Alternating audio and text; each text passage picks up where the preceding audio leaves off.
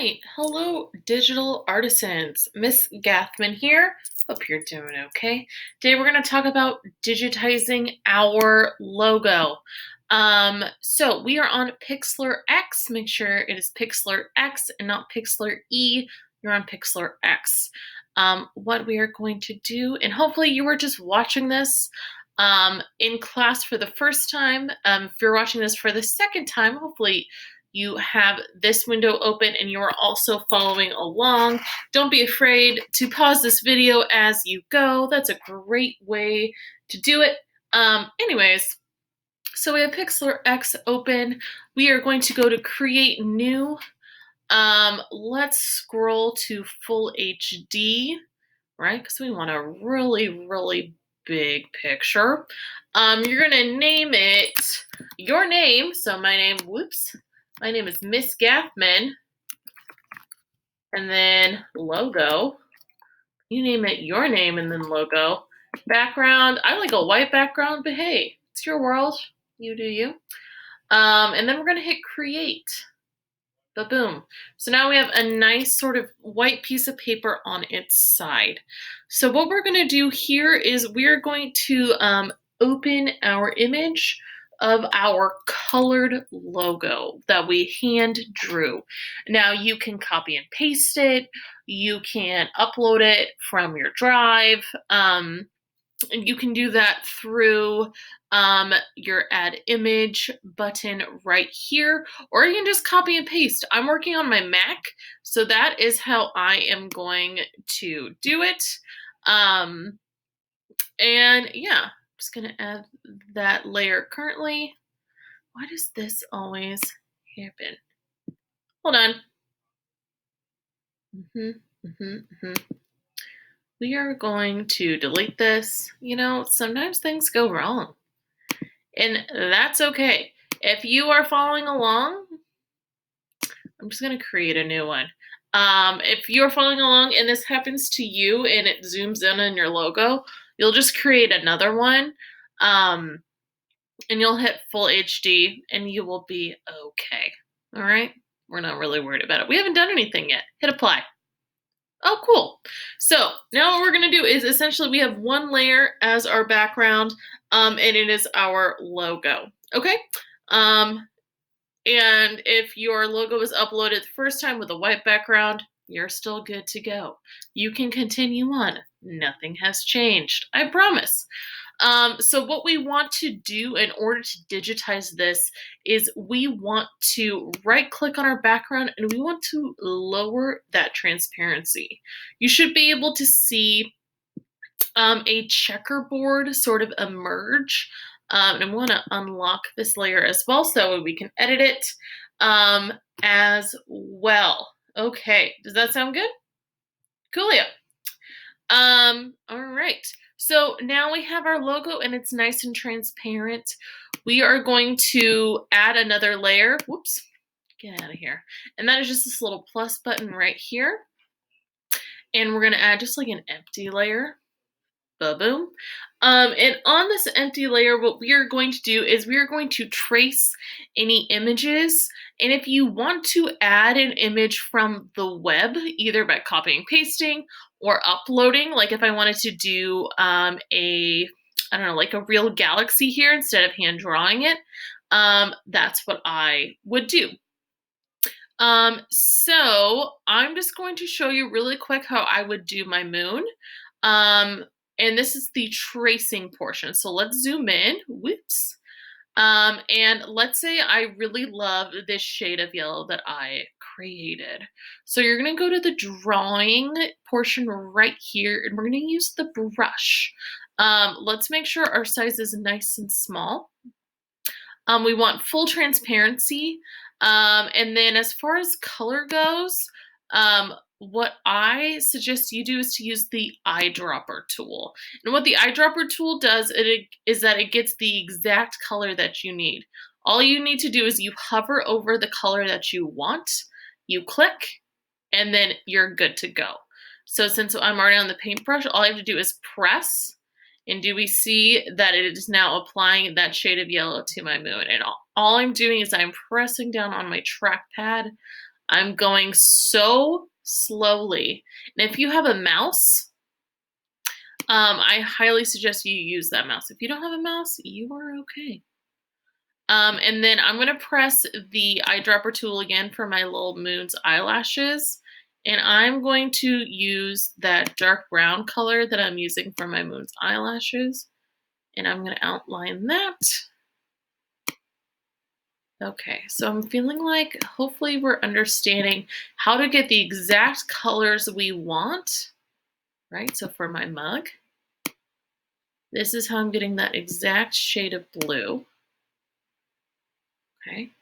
And really what I want you guys to do is to explore Pixlr. If I boost my softness, it essentially makes my brush a lot blurrier. So if you want to, whoops, I made it really big. Obviously size makes it bigger.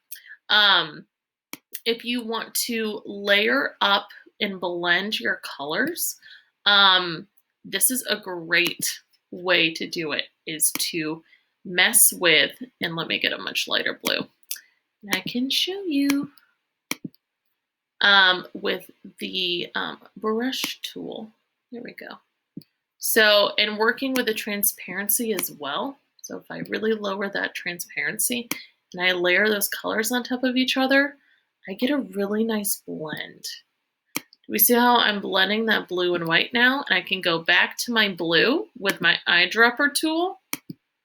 Make sure my transparency is nice and low, and I can continue to blend.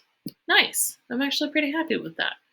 Okay, so we've talked about blending. We've talked about full color shading.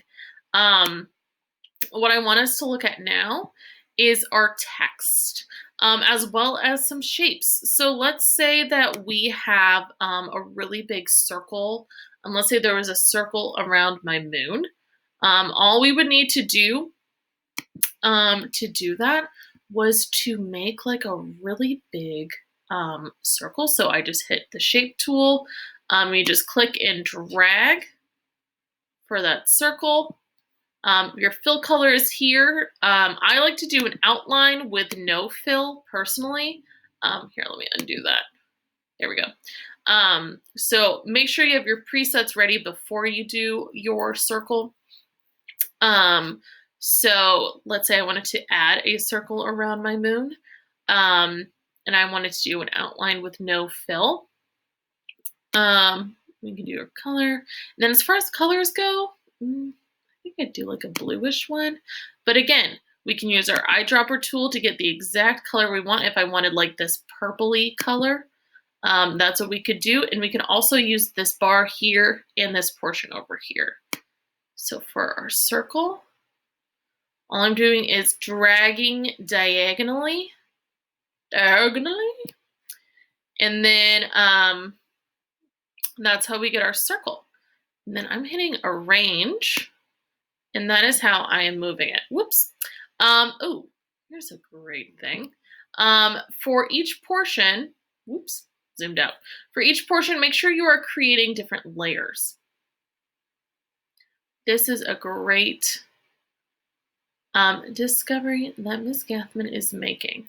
Make sure you're creating different layers as you are going. And I'm gonna need to put this into the slides. There we go. Make sure you're creating different layers as you are going, and that will help you as well. Okay, cool. So let's go back to drawing.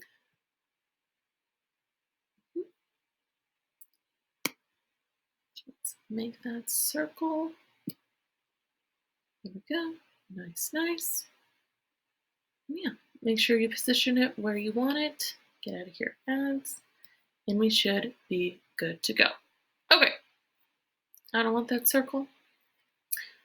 All right, so let's say you have text. If you have text that goes horizontal, unlike mine, so if I just lunar latte, or hold on, next inch. Right, so if my text was like that, let me make it a little bigger so we can see. If my text was just like this, then I would be ready to go, right? I could position it where I wanted it and I would be fine. Unfortunately, my text moves quite a bit. So if your text curves, what you're going to need to do is you're going to need to do each letter individually, okay? And that is not a big deal. So I would do L, move it,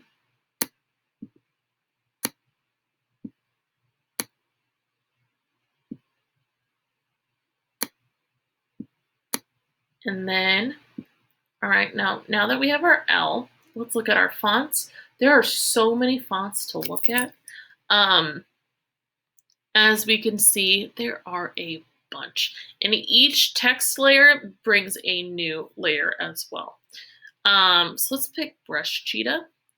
So we might want to make that a little bigger. So I'm at 287. Let's do 319.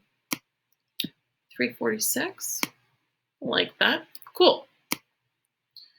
And then for our, let's say we want to do color. Let's do, I actually really like that pre-made purple. We can make it even better. Maybe a little darker. Again, don't be afraid to use your eyedropper tools. Let's say I really wanted this mauve that I already had. Boom. Eyedropper tool is the best. You can also mess with your line and letter spacing, but since my letters are on a curve and I have to do each one individually, that's not going to work for me. If your letters are horizontal, you can mess with that there. Whoops. Your letters can also have a background, so I can just show you that, like so. In an outline. So that's what I'm going to do.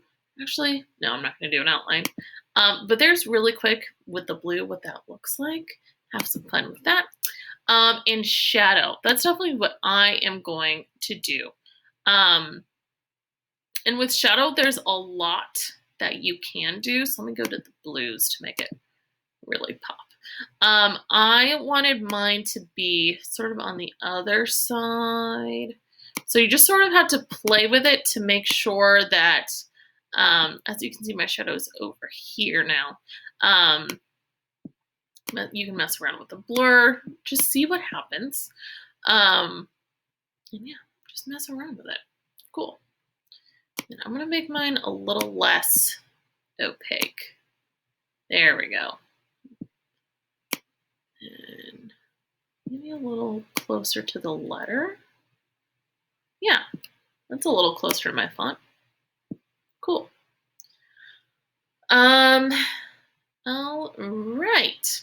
So my biggest takeaways for you are to make sure that after each portion of your logo that you are creating a different layer. So your moon is a different layer than like your cup. For me, if you want to import different images from the internet, you are doing that as well. Mess around with the different things on here too. You can, there's a lot of different tools that you can use that I am not doing, but that doesn't mean that you can't use them. Have some fun with it. Yeah, there's lots of fun stuff on here. My goodness. Have fun. Yeah, and enjoy. This is just a little bit of what we can do together. Okay, so I'm going to stop my recording there. Everybody have fun, and email me if you have any questions. Okay, how the heck do I stop this?